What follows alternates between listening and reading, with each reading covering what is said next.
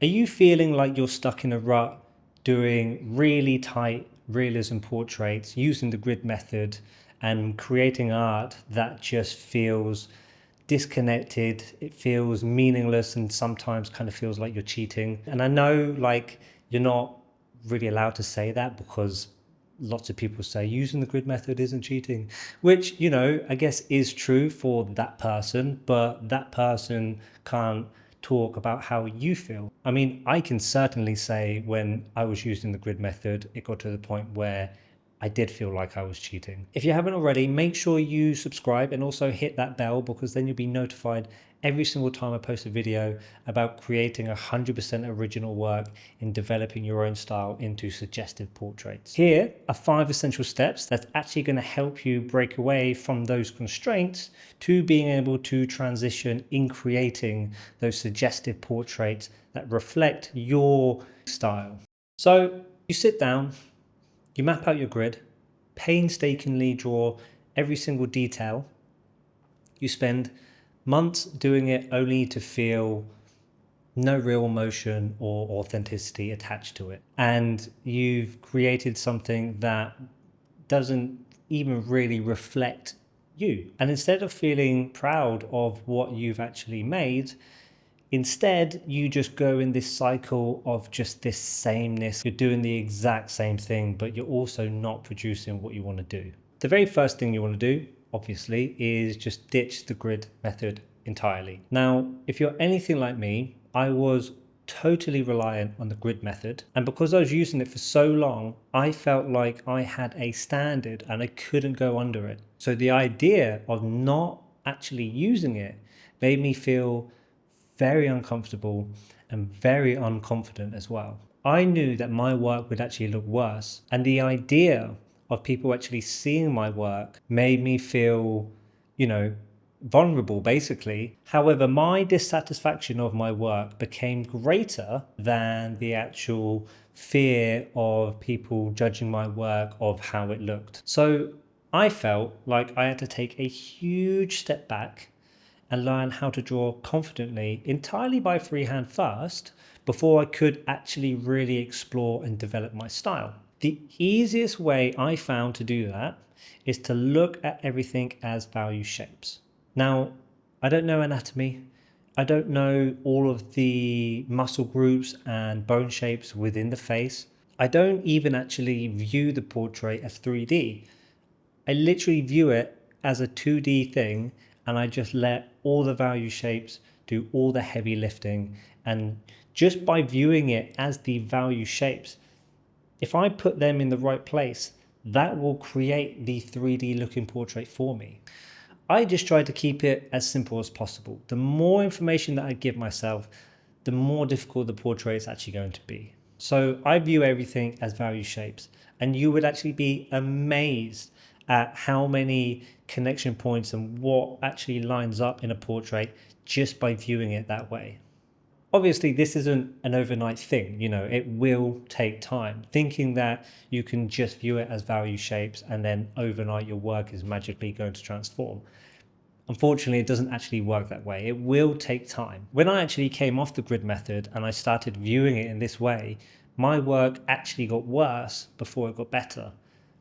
And that was okay. I needed that to happen. I had to almost humble myself, go back to the beginning, really learn and understand the fundamentals before I was able then to move in the right direction in then developing my style.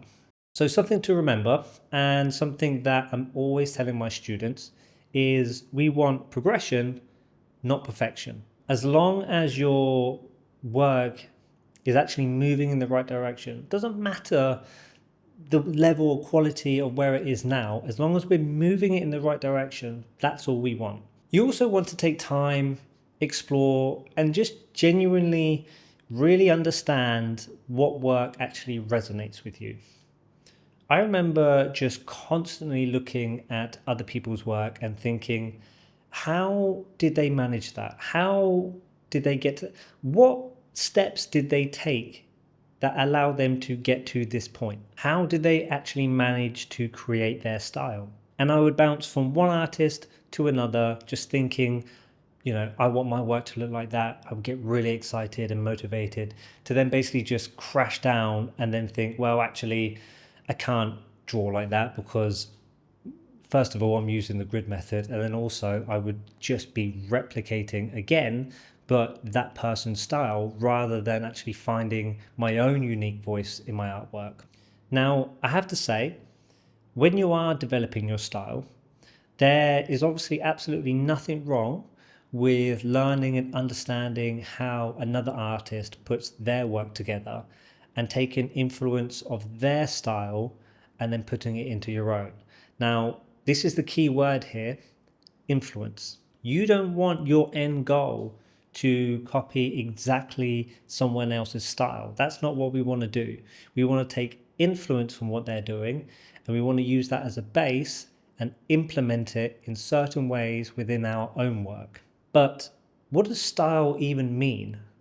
What does style look like to you? For me, right now, it's having a level of realism that has suggested areas that loosen up as you pull out of the portrait. And then also having some kind of expressive background that complements the portrait as well. I have a downloadable PDF that has my exact process of how I create 100% original work. It's basically just piggybacking off of this video, but it has a lot more in-depth information. If you click the link in the description, feel free to download it. A good way to start to hone in on what you're actually drawn to in terms of like implementing things in finding your style is create a vision board. You want to gather all the work that you like and then just get very specific with what you like about them. Don't worry too much if it has certain elements that you don't like. Don't worry too much, even if it's not a charcoal portrait, even if it's a painting. If there's something about it that you like, even if it's just the essence of it right now, just save it and add it into your vision board. Now, once you have a healthy amount of references there, this is where you now want to start being a bit more specific with them. Now, you don't want to do this with every single photo because you'll just be sitting down, sieving through hundreds of photos. So that's not actually going to help you target specifically what you want to include. What I do is I pick 7 out of all of those images. Which ones at that specific time are my favorite 7? And when I say specific time, I mean that because over time, those favorites will change. You'll start to look at things slightly differently as time goes on, and that's absolutely fine. That is what developing your style is. You're continuously searching and experimenting with certain elements. My first 7 that I saved are completely different to my last 7 that I've done. So don't worry too much because it's not like you can only pick 7 this one time and then that's it. It's what you like at that specific time. So pick your 7, and then this is where we actually want to get specific. What specifically do you like about those 7? And I don't mean I just like how freeing it looks, because those terms, they're pretty broad. What does that mean to you? What that means to me is something different to what that means to you. So we want to be really specific about what these 7 images have, such as, the first blatant one, is it a female or is it a male? In what direction are they looking? Are they mostly face on, or are they more at a 3/4 degree angle? What value structure do they have? What I mean by this is, are they mostly darks and lights and they don't really have many midtones? Or is it more of a high key image where it has lots of midtones and it's a more mid-balanced image? What textures do they have? What kind of background does it have? How does that background interact with the portrait itself? Does it have a background at all? What's the composition? How is your eye landing on that portrait when you look at it? Why is it landing in that way? Why are you looking at that specific area of that portrait? What have they done to lead your eye in that direction to make you focus on that area more than the other? The more specific you are, the more you will understand what you are drawn to in terms of style.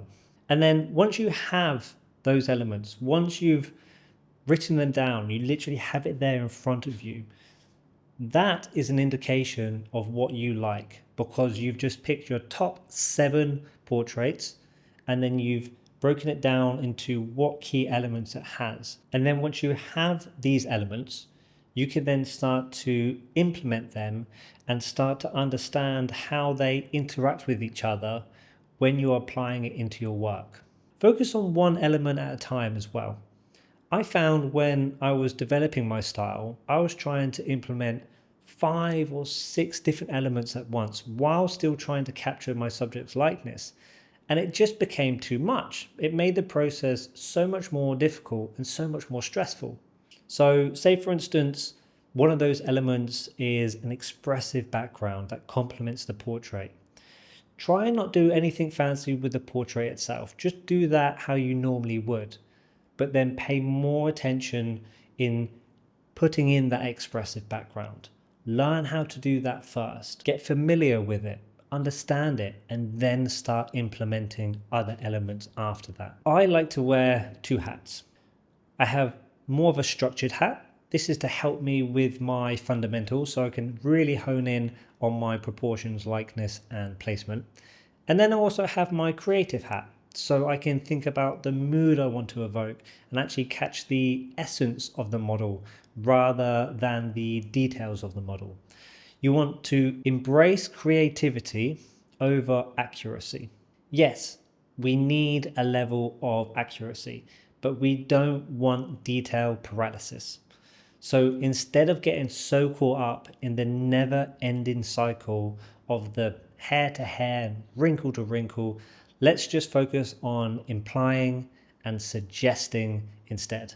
And what I mean by that is, how much information of the portrait can I take away while still making it aesthetically pleasing?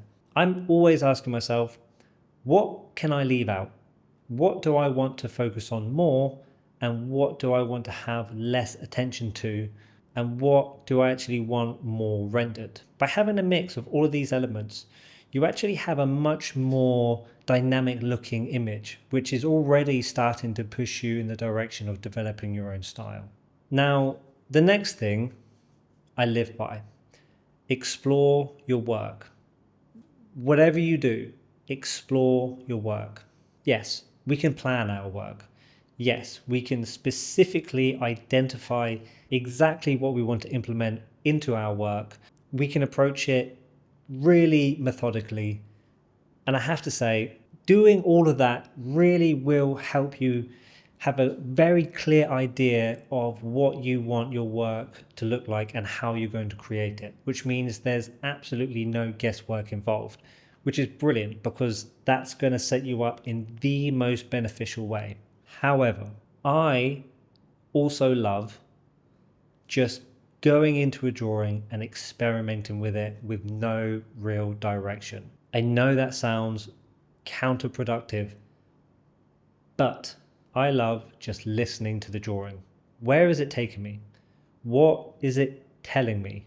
If you actually just listen to your drawing, it will tell you what it wants. I know this sounds kind of corny, but I love going on the journey with my drawing. I love working it out with the actual drawing itself. It feels like a shared experience. And just like all journeys, some of them work and some of them don't. And I found the ones that have worked are the ones where I've let the drawing tell me where it wants to go and I'll just follow it. And the journeys that feel more like a battle, it feels more like a fight, are the ones where I'm not really listening to the drawing and I'm trying to force it in a direction. I know that sounds quite airy-fairy, but it's something you'll understand when you experience it. It's almost like building a relationship in the process of building the drawing up. It's hitting all of these checkpoints and these milestones together during the actual process, and it's exploring the drawing together so you actually create more of a bond with it. And it's also been one of the main things that's actually helped me in developing my own style, because yes, I have a solid direction where I can go with it. I can plan my work and I know exactly what I'm doing. Fantastic, brilliant. I'll get the results that I want. But as I say, I also love just working it out with the drawing itself. Both these paths has helped me in navigating my way into developing my style to what it is now. So I highly recommend just experimenting with your drawing. Doesn't matter if some of them don't go to plan, that's part of the process. And you know what?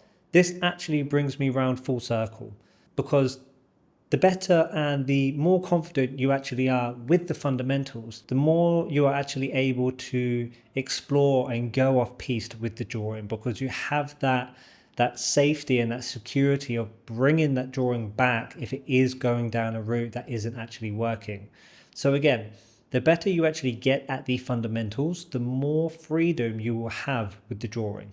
And then this also leads me to my last step, which is create art for joy and exploration. As mentioned, the better you are at the fundamentals, the more you can explore confidently. But also, let's just not always put so much pressure on ourselves. Of course, we want to always improve where we can, but let's also just set aside specific times to draw without any expectations at all. No pressure for the final product, no pressure of how long or little time it takes, no pressure of the overall look.